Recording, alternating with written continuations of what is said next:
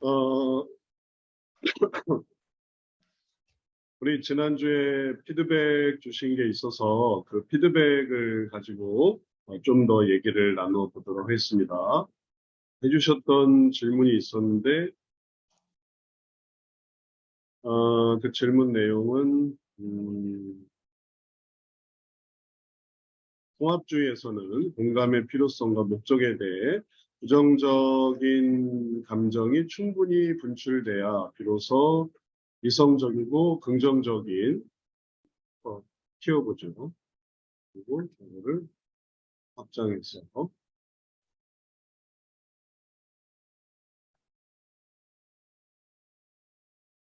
이렇게 해서 얘기를 하도록 하죠. 통합주의에서는 공감의 필요성과 목적에 대해 부정적 감정이 충분히 분출돼야 비로소 이성적이고 긍정적인 사고가 가능하다. 며 감정을 토하게 되는데 시간을 충분히 할애하고 욕구도 그럴 만한 이유가 있었겠죠. 어디 들어봅시다. 라며 적절히 타당화를 시켜 죄의식이나 수치심을 안 느끼도록 주의합니다. 그러나 마음, 감정, 욕구를 다뤄야 하는 혁신주의에서 고통의 원인이 되는 정확한 감정을 함께 찾아내는 것만으로 시간 할애를 짧게 해서 감정의 해소가 어느 정도 해결될지 염려되고 그 동기가 된 욕구를 찾는 방향성으로 바로 진행하는 흐름으로 보입니다. 물론 감정을 공감받아 우선 시원한 것보다는 향후 자기 고통의 문제를 정확히 알고 해결책을 통찰했을 때 진짜 시원한 사이다를 맛볼 수 있음은 자명한 사실입니다만 그러나 피상담자가 이성적이지 않고 감성적이며 게다가 미성숙한 상태일 경우 공감을 통한 감정 다루기가 미진했을 때 상담자와의 라포가 미처 형성되지 못한 시점에서 욕구, 죄성을 찾아가다 보면 자칫 피상담자의 죄책감과 수치심을 자극해 숨어버리게 되진 않을까 염려되기도 합니다.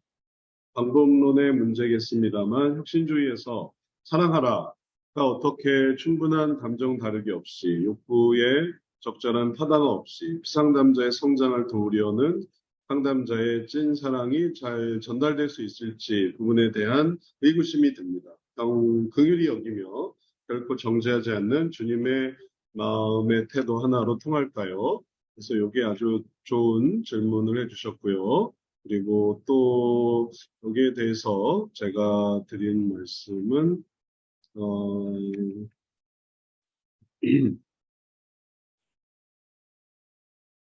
면으로 드린 말씀은 사랑하라, 진입구 이런 부분에서 이제 이게 충분히 돼야 될 거를 말씀드렸으니까 이거는 영상에 올려주면 좋겠지만 이 내용에도 연결되는 거라서 지난번 것에 그래서 제가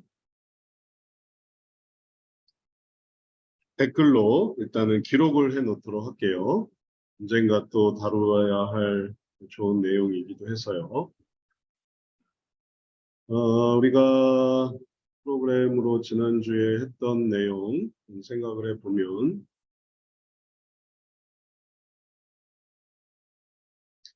이제 통합주의에서 이제 요 부분에 그런 내용들이 있는 거죠.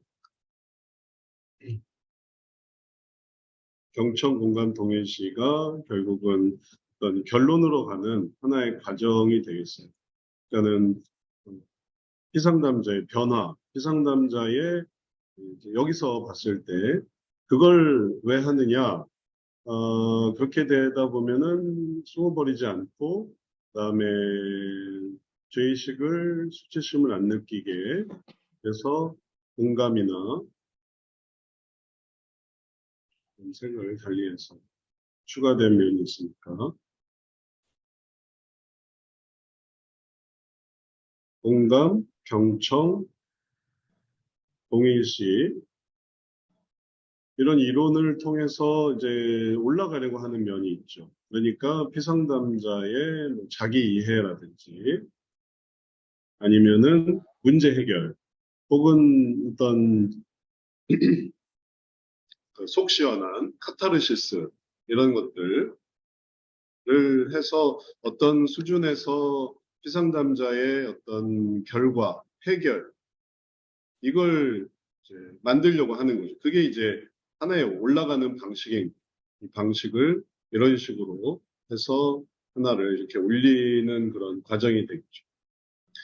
그러면 여기서는 이제 이런 이론을 쓰고 있고 이거는 이제 심리학에서 오는 거고 그러면서 이게 어디까지는 심리학인데 어디까지는 성경적 상담인 이유는 심리학에서 쓰는 방식을 요거를 신앙적으로도 접목을 할 수 있는 거죠. 그래서 이렇게 상담자를 하게 되면은 이런 사랑, 그다음에 이런 피상담자에 들어오려는 사랑, 그리고 성경, 이걸 이제 성경적으로, 신앙적으로 하려고 하니까 여기서의 어떤 예수님의 사랑, 예수님이 이렇게 해주시는 그런 걸 통해서 이제 신앙적인 결과, 이런 것들을 이루어 보려고 하는 그런 마음이 있는 거죠. 그래서 그런 부분들을 이걸 기독교 상담에서 잘 사용하고 있고, 그리고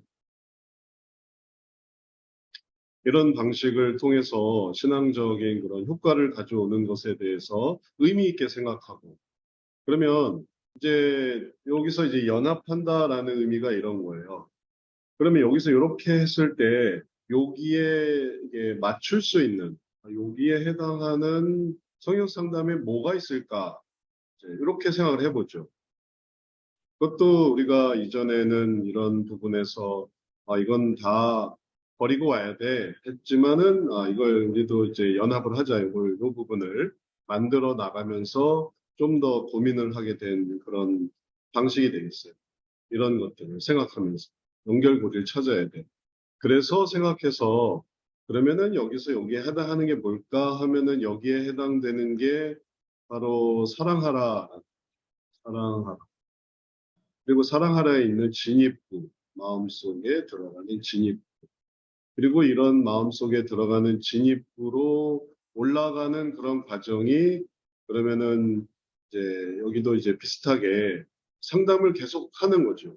피상담자가 죄책감을 느끼지 않고 죄책감을 넘어설 수 있고 사랑하는 그 이제 피상담자를 사랑하는 게 아니라 여기 러브 노 스피크드에 사랑하는 이제 하나님을 사랑하는 거죠. 하나님을 사랑하니까 그 사람을 용납하고 좀 더 구체화되는 것은 용납하고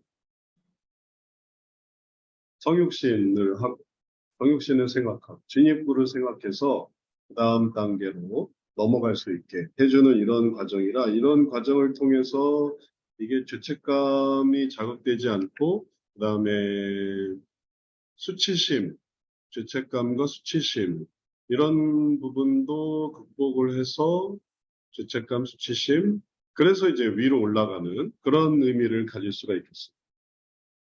자, 이런 죄책감과 수치심을 위로 올라가서 피상담자에게 요 부분을 넘어서게 되면 그 다음에 이제 또 넘어갈 일들이 있는 거죠. 딱 그렇게 되는 건 아니지만 요 구도로 말하자면 사랑해서 또 이런 부분들의 의미를 잘 찾아주고 가니까 그 다음에는 이제 손쉽게 이제 이해할 수 있는 부분들이 생기고 그리고 그런 이해를 통해서 해야 될 것들이 뭔지 말을 해줄 수 있는 게 있고, 그 다음에 행할 수 있는 게 있고, 그러면서 발전으로 계속 이렇게 올라갈 수 있는, 통찰로 올라갈 수 있는 거죠. 여기서는 이제 그 다음에 이게 됐어요. 경청 공감 동일시가 됐어요. 피상담자가 아주 너무 좋았어요. 그 다음에 이제 그 다음에는 뭐냐라고 하면은 그 다음에는 이제 다른 이론이 들어갈 수 있는 거예요. 그러니까 요걸로는 요게가 끝인 거죠. 왜냐면 다음엔 뭐가 없으니까. 그러니까 요 이론에서는 더 이상 이제 이 이후로 뭐 할 수 있는 게 없어요. 왜냐하면 이걸 한 거니까. 그래서 다음 이론으로 바꿔서 그럼 이제 인지 치료를 해봅시다. 아니면은 정신 분석으로 들어가 봅시다. 인간 중심은 이 초기에 혹은 또 피상담자가 어떤 결과를 스스로 낼 수 있을 때 하는 것이 그 다음에 뭔가를 하는 건 아니거든요. 왜냐하면 방식 자체가 비지식적이라서.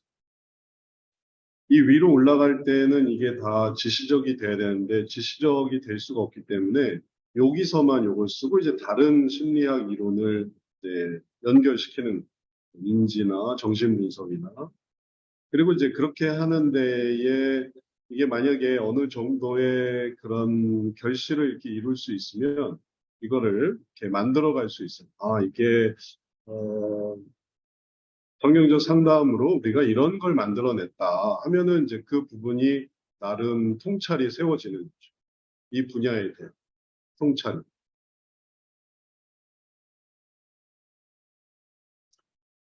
어,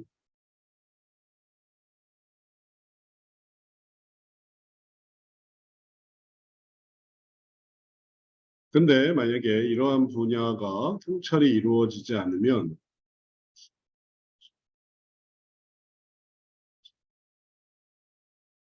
이 분야에 대한 통찰이 이루어지지 않으면 그러면은 어떤 일들이 생기게 되냐면 그냥 여기가 한계가 돼버려요. 그래서 그게 이제 흔히 얘기하는 기독교 상담의 그 특이점이 뭐냐? 그러면은 신앙적으로 이렇게 하는 것의 특이점, 뭔가 특별하게 배울 수 있는 게 뭐냐? 그런 것들이 이게 뭐랄까 한계에 이르게 되는 거죠. 여기까지 오게 되는. 왜냐하면 여기서 갑자기 이걸로 바뀌게 되고 또 이걸로 바뀌게 된다는 건 뭐냐면은 이게 이제 더 이상 지속되는 게 아니니까 그 다음에 이제 뭔가 다른 걸로 바뀌게 되는데 이 다른 걸로 바뀐다는 거는 이게 공법이 바뀌는 거라서 처음부터 이걸 끌고 온 게 아니라서 이게 좀 어려워지는 얘기가 되는 거예요.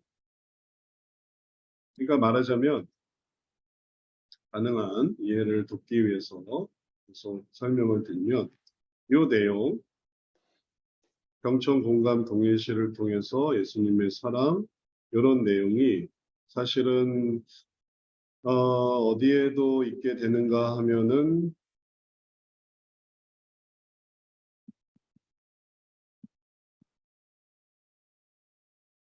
이게 이제 이런 부분에 있는 것이라서 그래서 요게 이게 진행이 된 다음에 이제 넘어가게 되는 거죠. 다시 말하면은 이제 요 부분은 여기까지가 한계였고 피상담자를 통해 이렇게 오게 되는 거는 여기까지가 한계였고 그리고 그 다음에 이제 다른 분야로 넘어가게 되는 인간 중심을 이렇게 썼고 그 다음에 이제 다른 걸 써야 되는 거죠. 이제 그런 것들을 계속 반복하면서 그래서 인간 중심을 쓰고 그 다음에는 다른 이론을 쓰고 그럼 그것도 한계가 있어요.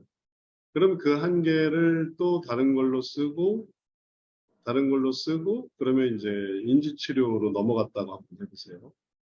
인지치료를 썼다가 인지치료에도 그 이 방식의 한계가 있거든요. 여기서는 이렇게 했는데 여기서는 이런 걸 해주는 게 아니니까 인지치료에서 경청 공감 동일시를 해주면 좋겠는데 이거는 인간 중심에서 썼던 방식이고 인지치료를 올라가면 경청 공감 동일시가 없어요. 그래서 어느 정도만 쓰다가 내려오면 다시 인간 중심을 하는 거고 위에 올라가면 인지치료를 하는 거고 인지치료를 하다가 또 더 깊어지면 그 다음에는 예를 들어 정신분석으로 넘어가게 되면 또 정신분석에서는 인간 중심의 이런 경청 공감 동일시가 없어요. 그러니까 이 내부적으로도 경청 공감 동일시를 초기에만 인간 중심이라는 이론으로 쓴다는 거지 이게 인지치료에도 있는가 하면 그런 건 아니고 그 다음에 정신분석에 있는 거냐 하면 그런 건 아니고 이거는 비지시적이었고 그 다음에 여기서는 또 지시적이에요. 그리고 정신분석으로 수련을 받는 사람은 또 별로 없어요. 인지치료로는 수련을 받는. 정신분석은 또 어렵거든. 정신분석 한다는 자체가 예, 새로운 역동을 또 배우는 거.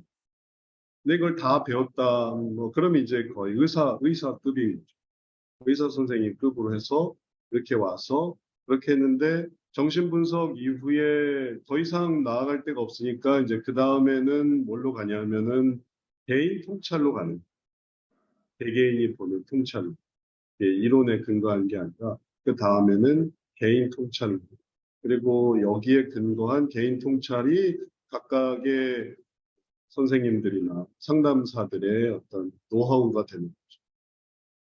특별함이 되는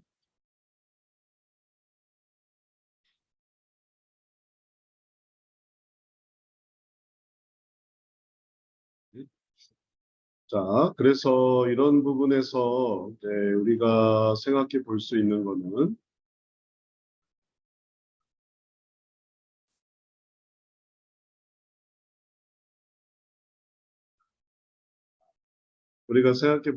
거는 뭐냐면은 여기 요 한도에서 올라와서 그래서 이제 이걸 끝까지 올릴 수 있는 그런 과정이 처음부터 사랑하고 그다음에 또 이해하고 말하고 행하고 그다음에 또 하다가 또 어려움이 있어요. 그 다음 단계에 또 어려움이 있어요. 그럼 다시 또 사랑하고 그리고 또 그렇게 해서 또 넘어가면 이게 죄책감 수치심이 여기에서만 나오는 게 아니라 다른 단계에서도 나오거든요.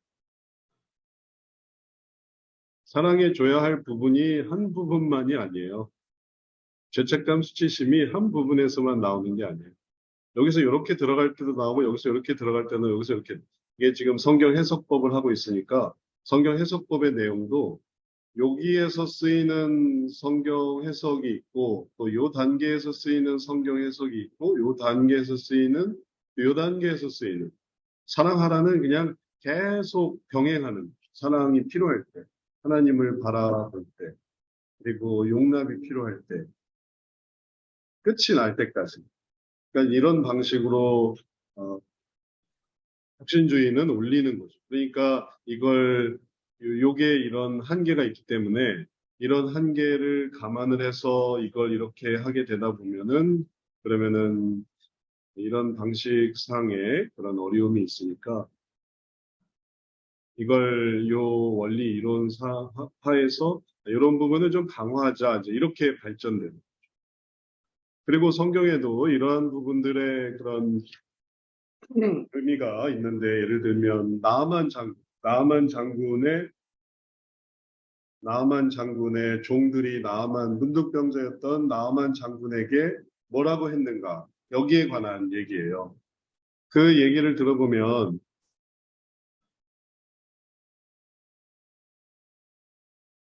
나아만 장군이 예, 못하려고 했을 때, 이제 못하겠다. 내가 이제 방에 가서 씻는 거는 도저히 못하겠다. 이렇게 할 때에 그때 나아만 장군의 종들이 뭐라고 말했냐면 그 마음을 넘어설 수 있게 해줬어요. 경청 공간 동일시했으면 장군님의 마음이 충분히 이해갑니다. 이제 이렇게 얘기를 했겠죠. 근데 이제 그게 전부가 아니었던 거예요. 왜냐하면 이보다 더한 일을 하라고 해도 하지 않겠습니까? 그래서 하물며 그냥 가서 씻으라는 일을 못 하겠습니까? 이제 이렇게 권유를 하다 보니까 그 얘기가 나만 장군의 분노감 이런 것들을 극복할 수 있게 했던 거예요. 원래 하려고 했던 일, 또 그게 의미가 있던 일. 그러니까 그게 나름대로 진입구였던 거죠. 나만 장군이 하게 하는. 그래서 그냥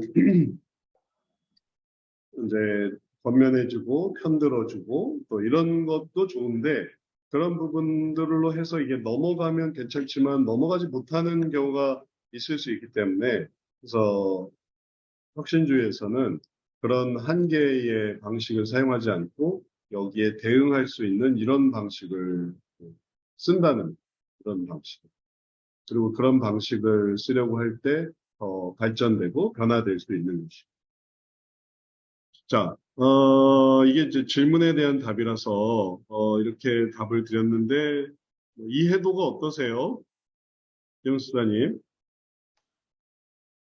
이해 정도가 어떠세요? 이게 이해가 되세요? 그래서 이게 혁신주의에서는 이거를, 다른 방식으로 합니다.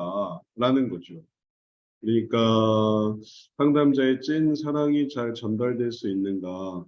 충분히 잘 전달될 수 있어요. 왜냐하면 나만 장군의 종들의 진정한 사랑은 그럼 장군님 돌아갑시다가 아니었고 장군님 장군님의 병을 꼭 고치셔야 됩니다. 이런 거였기 때문에. 그러니까 그게 감정을 다루는데 이해를 하는데 받아주는 건 아니에요. 장군님의 분노는 충분히 이해가 됩니다. 하지만 이게 더 좋지 않겠습니까? 하는 것이. 만약에 그 장군님이 그래도 싫어. 네가 뭐 나한테 이렇게 얘기하니 내가 너를 뭐 너 얘기를 나는 듣지 않겠다. 뭐 그러면은 할 수 없는 거죠. 근데 그게 생각해 보면 장군한테는 더 좋은 얘기였다는 방식상에서. 그래서 우리가 하려고 하는 방식은 바로 그렇게 하려고 하는 것인데, 이 부분에서 만약에 뭐 더 좋은 방식이 있으면 그거를 따라도 돼요. 이제 이걸 이제 보완하는 건데, 이게 만약에 더 좋다. 경청 공감 동일 시가 이 사람의 문제를 더 잘 해결할 수 있게 된다. 혹은 또 작은 부분에서는 또 그렇게 할 수 있겠죠. 그러면 또 그렇게 쓰면 되고, 그리고 이제 여기서는 또 우리가 이런 방식으로 한다. 그래서 요거를 좀 더 잘 할 수 있게. 이때 또 어렵거든요. 진입구를 찾고 사랑한다는 게. 그러니까는 이거는 혁신주의 내에서도 좀 더 연구되어야 할 그런 부분이 되는 뭐 이런 식의 연구가 가능한 이게 잘 됐는데 그러니까 예를 들면 심리학에서, 그러니까 이 통합주의에서 연구를 한다면 경청 공감 동일시가 피상담자의 문제에 얼마나 도움이 됐는가, 해준 사람과 안 해준 사람을 통제 집단과 그다음에 이 실험 집단으로 독립 변인과 종속 변인으로 이렇게 나눠가지고 그래서 두 개를 이제 검토해 봤을 때, 이게 진짜 의미가 있었다 하면은 이제 그걸 의미를 나타내는. 그리고 이제 여기서도 마찬가지로 이 사랑하라라는 부분에 좀 더 의미를 둬서 이걸 잘 해줬을 때 얼마나 상담이 잘 진행됐는가 이런 것들을 이 독립변인과 종속변인 나눠서 실험 집단과 그다음에 통제 집단으로 두 개를 나눠가지고 이렇게 진행을 해서 결과를 보면은 그것도 이제 잘 나타낼 수 있겠죠. 연구의 그런 의미로.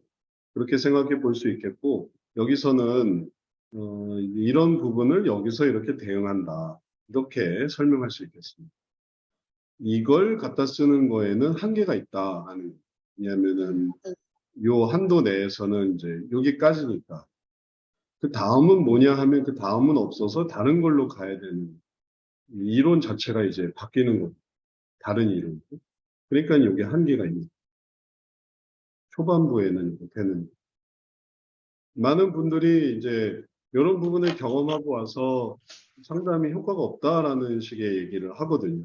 경청 공감 동의시를 받았는데 이게 대부분 이제 초반부에선 이런 걸 많이 하니까 초반부터 인지치료나 정신분석을 하려고 이렇게 달려드는 그런 상담자는 없고 대개 경청 공감 동의시를 위클래스 아이들라는 위클래스에서도 다 그래 넌 할 수 있어 네가 좋은 방법을 생각해보자 네 입장도 충분히 이해한다 그렇게 이해를 해서 돌아보면 그럼 난 원래 하려고 하는 일을 해야지 이렇게 되다 보니까 별로 도움이 안 됩니다 뭐 이런 얘기가 많이 들리는데 그런 얘기는 바로 이게 그 다음에 뭐가 없기 때문에 그런 우리는 이제 그런 부분에서 이게 충분히 준비가 잘 될 수 있다는 것을 감안하고서 이제 그 이후로 계속 올라가려고 하고, 그거는 이제 끝까지 올라갔을 때도 마찬가지죠. 그러니까 성경에도 요나에게 하나님께서 처음에 이 사랑하고 진입구 이런 부분을 그냥 초반부에만 말씀해 주신 게 아니라 마지막에도 박넝쿨로 네가 괴로워하는 거 알겠는데 그러면 그걸로 끝나는 게 아니라, 근데 내가 이 사람들의 죽는 걸로 고통스러워하는 것도 좀 생각해 봐라. 그런 부분이 이게 결국은 그 마음속에 변화를 이루시는 하나님의 그런 마음에 다가오는 그런 부분이 되는. 또 상자의 비유에서도 마찬가지예요. 큰아들에게 말씀하시는 그런 내용.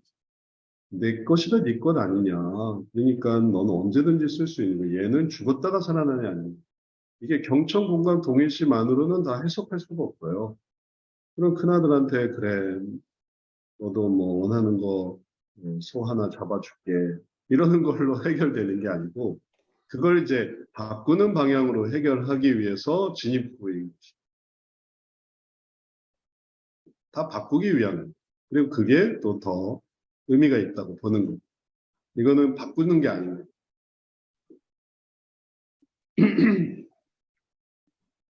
자, 그러면은 여기에 대해서 어떠세요? 뭐 또 추가적인 궁금한 게 있으세요? 이해가 잘 되세요? 네. 제가 공부할 때 기독교 상담 5가지 스펙트럼 쭉 자세하게 했을 때 이런 비슷한 질문을 했었거든요. 네, 기독교 철학도 좀 사용하고 하는 여러 가지 이걸 통합주의가 아니고 통합적으로 하는 거는 어떠냐. 각각의 좋은 것을 따서 그랬더니 이제 교수님께서 그거는 안 된다.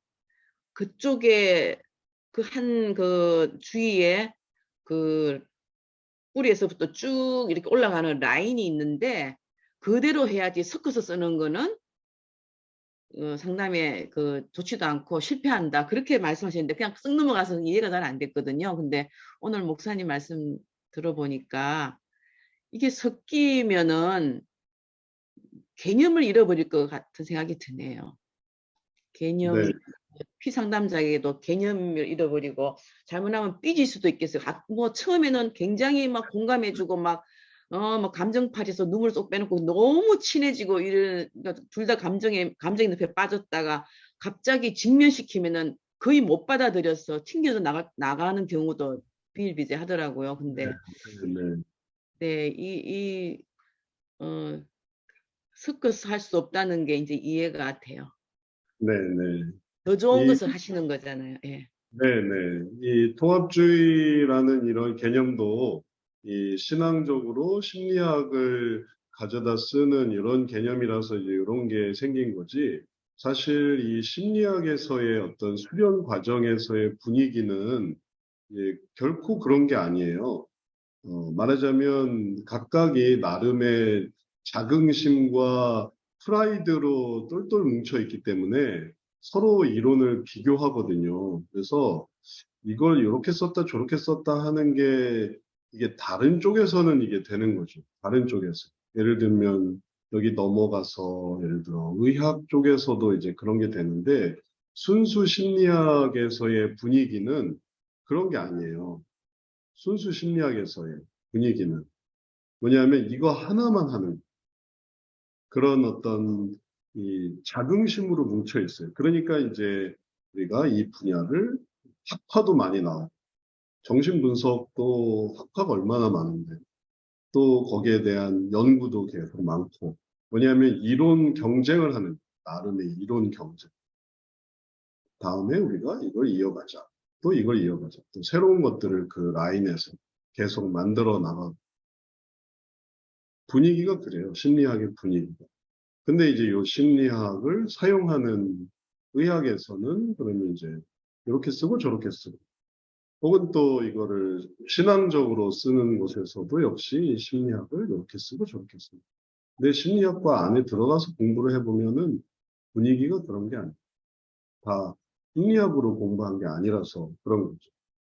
기독교 상담으로 공부를 하다 보니까 왔다 갔다 할 수 있는데 이게 왜 그러냐면 이래야만 이걸 쌓아 올라갈 수 있기 때문에 서로 이제 이론 경쟁을 혹은 나름의 어떤 결실을 계속 만들어 나가거든요. 그렇기 때문에 이걸 이 사람이 정신분석을 하다가 인간 중심으로 가? 이거는 변절이에요. 되게 자존심 상하는 거예요. 대학원 이상에서 그걸 바꾼다는. 학부에서야 다 배우죠. 거기서 이제 학부 상황에서는 다 배우고 네, 분야를 이 신학도 마찬가지죠. 신학도 이게 불가능한 거예요. 신학도 성경 신학 하다가 실천 신학 하는 게 불가능해요. 왜냐하면 그렇게 수련되어지는 게 아니거든요. 구약만 하면 구약만 하는 거지, 신약만 하면 신약만 하는 거고, 실천 신학은 실천 신학이고, 조직 신학은 조직 신학이지, 이걸 안 하는 사람들이 다 갖다 쓰는 거죠. 왜냐하면 자기는 그 분야의 어떤 첨단이 아니기 때문에 첨단에서는 분위기가 그런 게 아니에요. 그래서 그 하나를 네, 구약 신약에서는 구약 신학자들끼리 얘기를 하고 신약 신학에서 그 신약 신학도 이제 세분화돼서 복음서냐, 서신서냐, 그리고 복음서 전문가들, 서신서 전문가들, 실천 신학도 마찬가지, 조직 신학도 마찬가지. 이게 학문 분야가 이제 위로 올라가면 올라갈수록 더 세분화되는 거지. 이걸 이게 후반부의 학부 개념에서나 신대원에서나 이거 다 갖다 쓰는 거니까 이걸 전통주의로 할 때 이 분야에 대한 이런 걸 쓰는 게 아니에요. 그러니까 여기서 전통주의에서도 이걸 이제 나름 구별을 해서 이제 학교마다 이제 나름의 그런 통찰을 만들거든요. 우리 학교에서는 이런 걸 한다. 뭐 신학에서 신학적인 이런 부분을 해서 뭐 자기 대면을 한다. 그럼 자기 대면이라는 어떤 특별한 분야를 이제 통찰로 만드는. 그럼 그 분야는 또 이런 거랑은 또 좀 다른, 여기서 이런 걸 세우는 거. 그러면 자기 대면이라는 그런 셀프 컨프런테이션이라는 거를 이렇게 했으면은 이걸 갖다가 쓰기는 좀 그래요. 이거를 대응하는 게 뭘까 하면은 이제 우리는 이제 자가 상담. 그래서 이건 자기 대면이고 이건 자가 상담. 그래서 자가 상담을 해서 이거를 스스로 올린다. 이렇게 설명하는, 여기에 대응하는. 여기서 배우는 거죠. 아, 여기서 이렇게 하는구나 해서 이게 나쁘다는 게 아니고 여기서 이런 걸 하네. 대단하다. 그럼 우리도 이런 걸 해보자. 이렇게 하는 거죠. 자기 대면도 이제 한계가 있어서 내가 건드리고 싶지 않은 거는 안 건드리는 건데 자가 상담에서 이거는 내가 건드릴 수 없는 부분도 스스로 건드려서 스스로의 어떤 죄성을 깨닫고 그래서 그걸로 변화를 이루는 건데 어거스틴이 변화된 것도 누가 도와준 게 아니잖아요. 어거스틴이 자기가 성경을 읽고 변화된 거지. 역사적으로 어거스틴이 변화됐는데 상담을 받아서 변화됐다. 이런 건 아니거든요. 그러면 그가 변화된 말씀이 뭐냐? 그게 어떻게 자가 스스로 이런 걸 깨달았느냐? 이제 이런 부분이 이제 우리가 어, 주목할 만한 부분인 그래서 그의 경험담이 도움이 되는 거죠. 그래서 우리가 이런 것들을 어떻게 이렇게 이런 방식 내에서 마음의 이론에 대한 방식의 흐름에서 이걸 어떻게 할 것인가 이걸 이제 우리가 고민하고 이제 그런 성경 말씀을 찾는 거예요. 그의 자가 상담에 관한 고민을. 그럼 또 여기서도 그의 자기 대면에 관한 성경 말씀을 찾는 거예요. 그런데 여기서는 그럼 이제 그런 분야는 또 없는 거죠. 여기 상담에서 스스로 고친다. 자가 상담이라는 개념이 이게 심리학에서는 이런 개념이 없는 거. 스스로 상담한다. 스스로 상담. 들어본 적이 없어요. 스스로 내가 인지 치료를 스스로 한다. 혹은 정신 분석을 내가 혼자서 스스로 이걸 한다. 병차 공감 정의실을 스스로 막 주거니 받거니 해서 내가 나를 공감하고 내가 나를 경청하고 내가 나를 동일시한다. 내가 스스로 난 참 괜찮은 사람이야 이렇게 한다. 이게 이런 개념에 있는지는 잘 모르겠네요. 또 최근에 뭐가 생겼는지. 하여튼 제가 지금까지는 들어본 바가 없어요. 심리학에서의 기본 개념은 환자거든요. 환자. 상담자는 의사와 환자 그런 개념이라 환자가 환자 스스로를 치료한다라는 개념이 의학 모델에 없잖아요. 스스로 처방하고 스스로. 의사가 자기를 수술할 수는 없죠. 자기가 맞춰놓고 자기가 배째고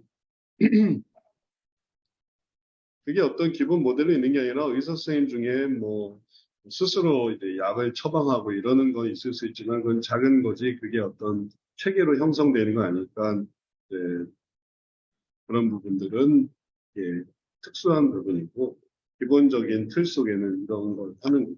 그래서 이게 약간의 예, 다들 그런 차이가 있어요. 자, 그런 목사님, 구별성에 저기, 대해서 말씀을 목사님, 제가 드렸습니다. 질문이 하나 더 있는데요.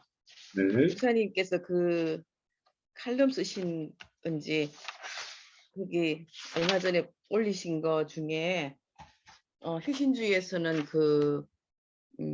통합주의의 그 방법을 수용하는 것이 아니라 네, 결과적 해석을 참고할 뿐이다. 네, 네, 결과적 해석은 구체적으로 뭔지 궁금하고요. 네, 그리고 이제 그 설명 들었다가 제가 생각난 게 감정을 그러면 충분히 다 그렇게 막 어, 타이어가 빵빵하게 이렇게 막 그 분노, 예를 들면 분노의 감정으로 억울해서 빵빵하게 이렇게 터지기 직전에 온 그 피상담자에게 구멍을 이렇게 딱 뚫어가지고 푹 음, 그 감정을 이렇게 좀 끓인 다음에 이렇게 해야지 좀 받아들일 것 같아서 네, 그런 피상담자가 오면은 상담자는 이 감정을 빨리 좀 제대로 다루어서 좀 타이어를 끄지게 해야 되겠다는 그런 압박감을 좀 느끼거든요. 네, 근데 그거를 조금 잠재우고 어, 욕구로 이제 욕구 찾는 거로 바로 이렇게 갔을 때에 그 욕구에서 소원으로 이렇게 그 넘어가는 게 굉장히 어렵다고 하셨잖아요. 네, 네. 그 어려운 과정에 감정을 충분히 다뤄주지 않은 게 영향을 끼치지는 않나요?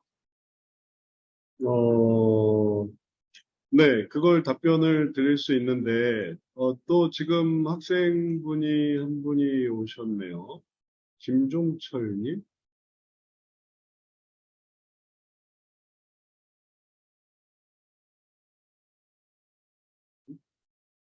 김종철 목사님이 신청을 하셨군요.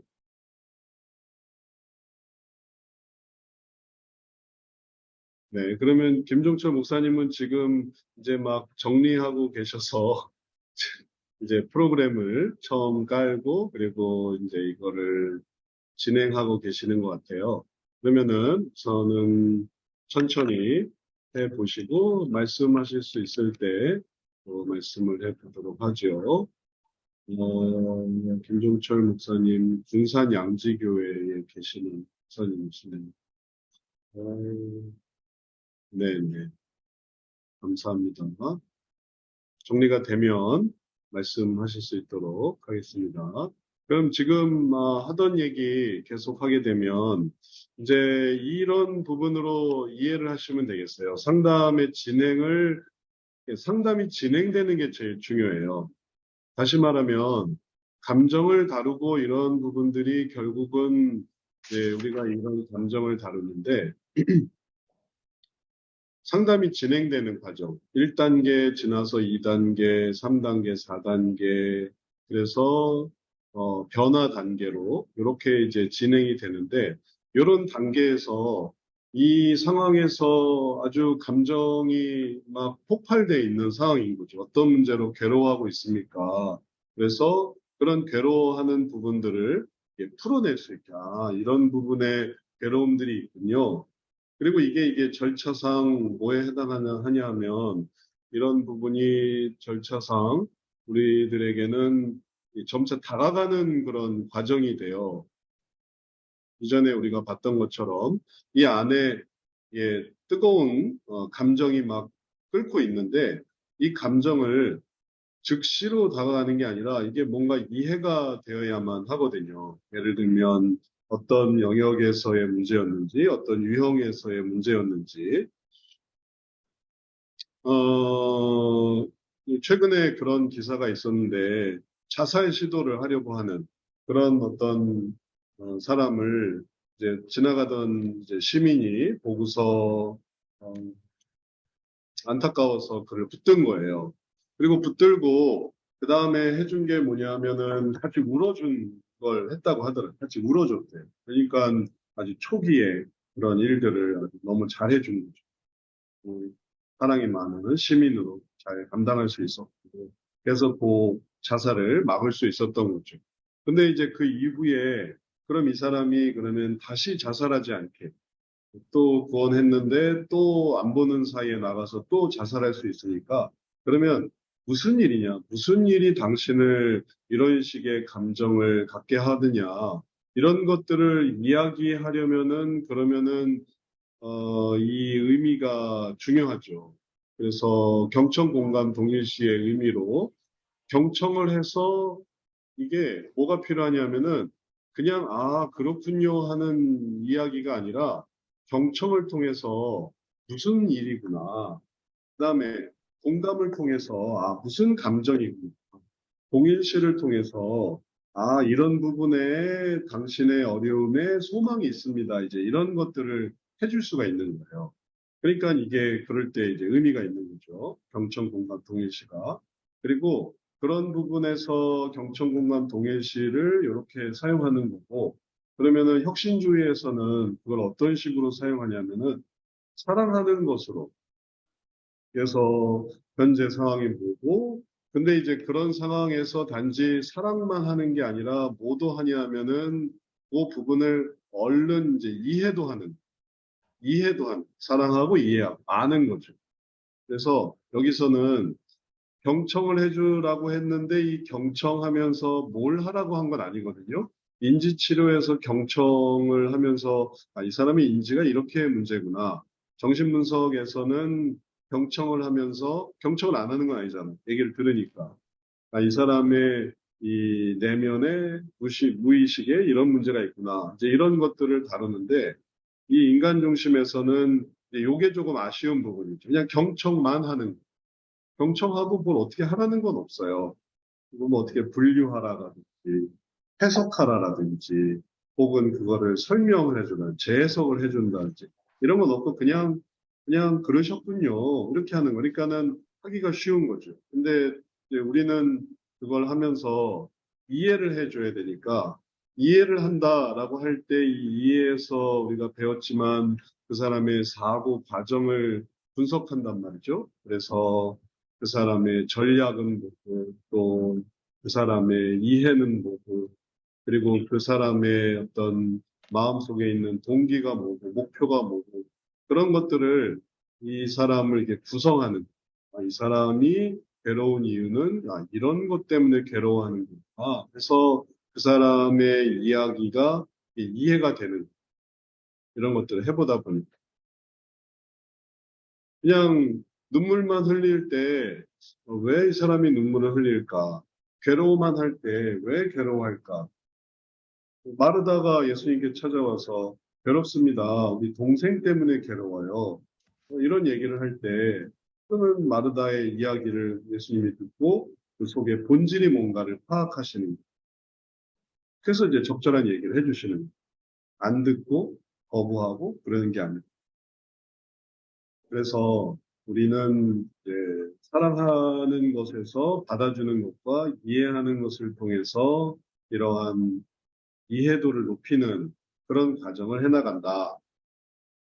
그러니까 이 비교 속에서 이제 질문하시는 이러한 내용들이 결국은 뭐에 해당하는 거냐 하면은 요 경청 공간 동일시에 대응해서 어 경청 공간 동일시에 대응해서 그래서 이 혁신주의에서의 사랑하라는 어떤 의미가 있습니까? 라는 것인데 그것에 대한 의미는 이해하라, 말하라, 행하라로 이렇게 연결이 되면서 이 통찰을 계속 올릴 수 있는 그런 의미 있는 과정이다라고 말씀을 드리는 거죠. 처음부터 네. 시작해서 끝까지 올릴 수 있는 음, 그런 것에 대한 설명이 되겠습니다. 그럼 이해가 되신 거죠? 네. 네. 자, 그 다음에, 김종철 목사님 잠깐 오셨다가 얼른 사라지셨네요.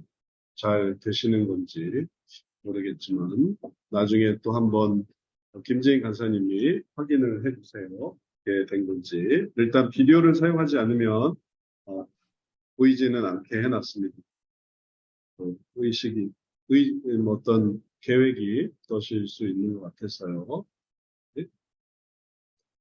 자, 그 다음에, 우리가 오늘 하려고 하는 부분은 그렇게 해서 성경을 이런 식으로 사랑하고 이해하고 말하고 행하고 이제 이런 데 다 사용되는 범용적으로 사용되는 성경 해석이 뭐냐라는 그럴 때 우리가 보는 게 이렇게 해석하는 성경 해석을 할 때 적용적 해석, 관점적 해석, 도덕적 해석 이런 분야에 대해서 말씀을 드리려고 합니다.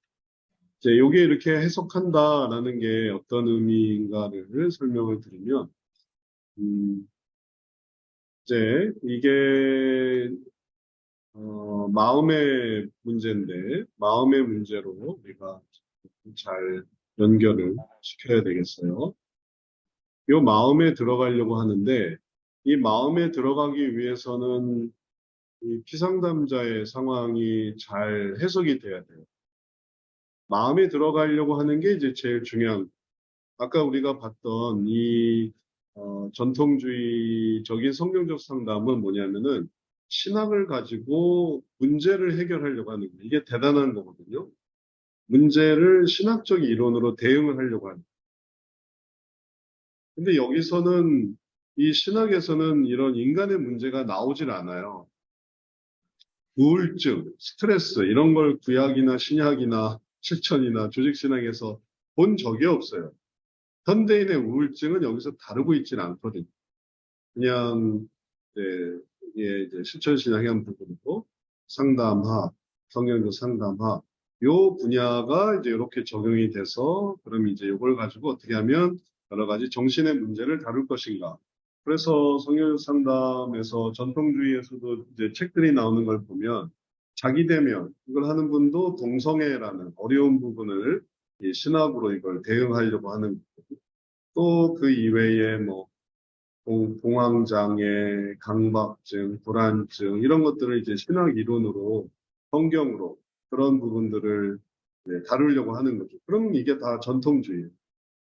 그래서 성경으로 상담하라라는 책을 읽어보면 많은 그런 불안장애, 공황장애 이런 거를 성경을 가지고 해결하기 위해서 노력했고 또 효과가 있었고 그러니까 이게 전통주의가 또 되게 의미가 있는 성경으로 그런 다양한 마음의 문제들을 해결하고 있습니다. 그래서 의미가 있고, 우리는 성경을 사용하지 않는 게 아니라 성경의 마음에 관한 원리를 찾아서 그걸로 이 문제를 해결하는. 그다음에 통합주의 상담은, 성경 상담은 심리학의 이론을 가지고 이제 신앙인들의 이런 문제들을 성경적으로 해석하려고 하는 거예요. 나머지는 그냥 심리학이, 심리 상담, 신앙과 아무 상관없는. 그 이후로는 또 의학이 있는, 그러니까 정신과에 가는 거죠. 정신과를 보내는, 혹은 상담센터에 보내는, 그 이외에 할 수 있는 게 이 성경적인 상담을 하는, 이게 전부 다 성경적 상담이니까, 이런 분야가 이제 새로운 분야 되는 거죠. 여기까지. 여기까지가 성경 상담. 아니면은 심리 상담. 아니면은 정신과. 그러니까 정신과 가기 전에 심리상담센터. 심리상담센터 가기 전에 기독교 상담. 그게 좀 더 의미가 있는 거죠. 신앙인들. 혹은 불신자들에게는 이게 더 의미가 있을 수 있겠어요. 정신과 상담. 아니면은 그냥 심리 상담이 의미가 있을 수 있고. 각각의 차이가, 구조가 이렇게 되겠습니다. 신학은 신학을 하는 곳이지 상담을 하는 곳은 아니니까 이거는 또 좀 여기서부터 의미가 있겠어요. 기독교 상담을 하던 심리 상담을 하던 정신과 상담을 하던. 근데 이제 여기서 우리가 기독교 상담으로서 네, 성역 상담을 하려고 할 때에 성경적 상담에서 혁신주의에서는 성경을 이렇게 해석한다. 그러니까는 이 두 가지가 좀 다르죠. 전통주의에서 성경을 해석하는 거와 그다음에 혁신주의에서 성경을 해석하는 게 좀 달라요. 이거는 그냥 그 성경을 그대로 전해주는 거고, 요거는 이제 마음의 이론에 따라서 해석해서 전해주는 거예요. 마음의 이론에 따라 해석이 달라진다라는 거는 뭐냐면은 이렇게 마음의 변화가 있고 그 마음에 이런 각각의 문제가 있는데 요게 이거예요. 이게 이렇게 되는데 요거를 좀 더 축소하니까 요 부분이 각각 이런 문제로 확장이 되는데 이런 문제에 대해서 이런 방식을 쓴다는 그런 문제를 이제 이런 방식 혹은 이런 방식 쓴다는 기본 개념은 뭐냐면 프리즘을 이해해 보시면 되겠습니다. 프리즘이 어떤 원리인가 한번 생각해 보세요. 빛이 들어가면 그 빛을 이렇게 확장을 시키는 불절도에 따라서. 그래서 빛이 들어갔을 때는 색이 없었는데 이게 확장이 되니까 이게 색이 나타납니다. 그래서 총천연색이 나타납니다. 들어간 거를 불절도에 따라서 변화시킵니다. 그러니까 이제 이게 나타납니다. 그래서 하나의 말씀도 그 하나의 말씀이 이렇게 굴절을 시키면은 이게 원리가 되고 예화가 되고 사례가 되고 방법이 되고 또 그러면 이걸 해석을 뭐라고 하냐면은 적용적 해석이라고 삶에 적용할 수 있는 그 속에 원리를 찾을 수 있고 그 속에서 예화를 찾을 수 있고 또 해야 할 방법을 찾을 수 있고 사례를 찾을 수 있습니다. 적용적 해석이 어떤 것이든지 상관이 없어요. 프리즘 원리를 예를 들어서 이 말씀이 창세기 1장 1절 말씀이 이렇게 들어가게 되면 그러면은 그 말씀 속에서 이런 식으로 퍼져가는. 근데 이걸 이렇게 해봐야 이게 되는 거지 안 하면은 이게 안 돼. 그리고 이렇게 하는 게 이게 어떤 한 문제에 대해서 다 적용이 될 수 있는데 관점적 해석이나 아니면 도덕적 해석이나 아니면은 국본적인 그다음에 분석적인 그다음에 통찰적인 이런 게 이게 다 해석이 되는데 그게 이 문제에 대해서 다 적용이 되는 거예요. 그거는 어떤 원리냐 하면 정육면체를 생각을 해볼 수 있습니다. 이 안에 문제를 집어넣고 다양한 각도에서 보는 것, 각도의 차이를 설명하는 상자 안에 문제를 집어넣고 보면은 각도가 다 다르죠. 이렇게 보면 각도가 다 다르죠. 이렇게 볼 때는 이게 이렇게 보이는 거고 또 이거 이렇게 볼 때는 이렇게 보이는 거고 또 이렇게 보면 또 이렇게 보이는 거고 달라요. 입체가 돼요. 이렇게 볼 땐 다르고 또 이렇게 볼 땐 다르고 또 이렇게 볼 땐 다르고 똑같은 것 같아도 모습이 약간씩 다른 거죠. 그래서 이렇게 다양하게 봐서 그 보여지는 부분에 뭘 하냐면은 하나님의 빛을 쬐인다. 그 분야에 대한 하나의 방사선 치료를 한다. 이렇게 생각하면 되겠어요. 방사선 치료. 방사선 치료, 암 환자들에게 방사선 치료를 하는데 방사선 치료를 통해서 그 부분의 암세포 주위에 방사선을 쬐어서 뭐가 되냐면은 악한 세포가 죽어요. 그리고 그 세포는 뭐 정상 세포도 죽긴 하지만 악한 세포를 다 이제 없애가지고 그래서 그걸 제거하는 그런 의미인 거죠. 더 이상 발현되지 않고 방사선을 쬐어서 그 세포가 계속 확장되면 이게 커져가는 거예요. 이게 악한 생각이 계속 커져가요. 이 부분에 악한 생각이 있는데 그 생각이 계속 커져가요. 그걸 막기 위해서 하나님의 빛을 쬐는 감마나이프라는 그런 실술이 있더라고요. 감마나이프. 뇌에 예를 들어 종양이 있다. 그럼 그 종양을 제거하기 위해서 그 위치를 찾아가지고 거기다가 레이저를 쏘는 그걸 이제 감마나이프다. 레이저로 그걸 이렇게 자른다 이런 개념으로 그렇게 하는데 그러면 이제 이 병변에 대해서 효과가 나타난다라면은 이게 더 이상 자라지 않는 거예요. 세포가 파괴되는 거죠.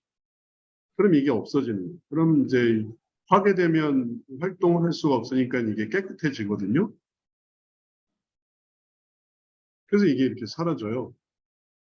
하나님의 말씀이 어거스틴에게도 변화를 일으켰던 어거스틴에게도 그런 효과가 있었습니다. 하나님의 말씀이 방탕하지만, 술 취하지만, 낮에 같이 정결해져서 하나님의 그런 은혜를 입어라 라는 것이 지금 어떻게 악을 또 바울에게도 네가 가시체를 뒷발질하기가 너에게 고생이다. 네가 얼마나 악한지를 깨달아야 된다. 그런 말씀이 자책이 되고 그리고 또 죄책감을 불러일으켜서 그 부분을 내가 하지 말아야지. 내가 예수님을 핍박했구나. 그러니까 이게 사라지는 거예요. 예수님의 빛이 이걸 없애주는 거예요. 그리고 선을 활성화시키는 거예요. 선을 내가 살아가야 돼요. 때로는 이해가 안 됐던 그 나아만 장군한테 이 종들이 해줬던 얘기도 더 하라고 하면 더 하지 않겠습니까? 예를 들어 이것도 더 하라고 할 수 있는데 이거는 쉬운 일이지 않습니까? 하니까 대번에 이해가 되는 거예요. 그 한마디 말로. 우리 나라에는 더 좋은 강이 있는데 내가 여기 와서 나아만 장군이 여기 와서 내가 씻어야 돼? 이런 생각으로 가득 차 있던 그런 마음에 이 부하들이 딱 한마디를 해줬는데 그 뭐냐면 더 하라고 해도 더 낫지 않겠습니까? 병이 낫는다는데 그걸 안 하겠습니까? 하니까 그러네 하게 된 건데 원리가 병이 낫는 게 중요하다.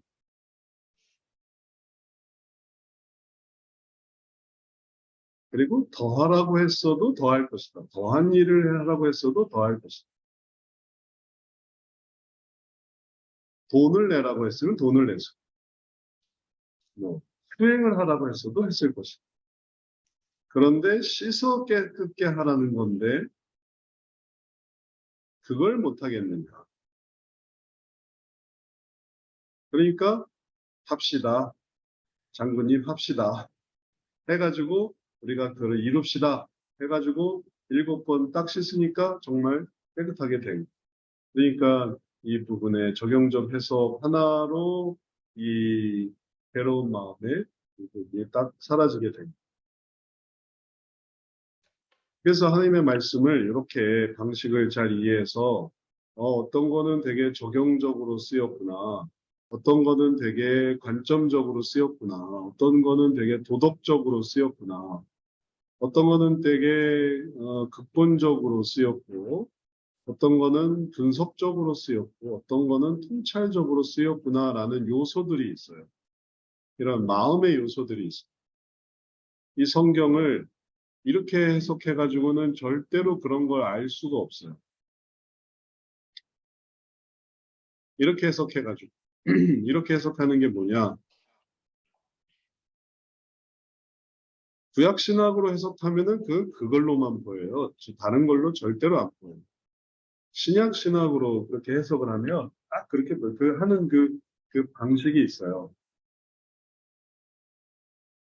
근데 얘기를 하다 보니까 시간이 많이 지났네요. 우리 잠깐 쉬었다가 이게 시간이 진행이 되면 녹화가 잘 안 되더라고요. 그래서 시간이 지나면 빨리 끊어야 돼요. 더 이상 진행하면 녹화가 안 돼요. 그러니까 여기까지 하고 쉬었다가 다음 두 번째 시간에 이어서 하도록 하겠습니다. 잠깐 쉬겠습니다.